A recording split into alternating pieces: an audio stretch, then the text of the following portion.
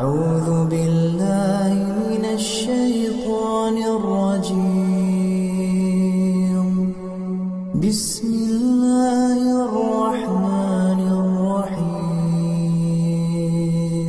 الذي خلقني فهو يهدين، والذي هو يطعمني ويسقين، وإذا مرضت فهو يشفين، والذي يميتني ثم يحيين، والذي أطمع أن يغفر لي خطيئتي يوم الدين.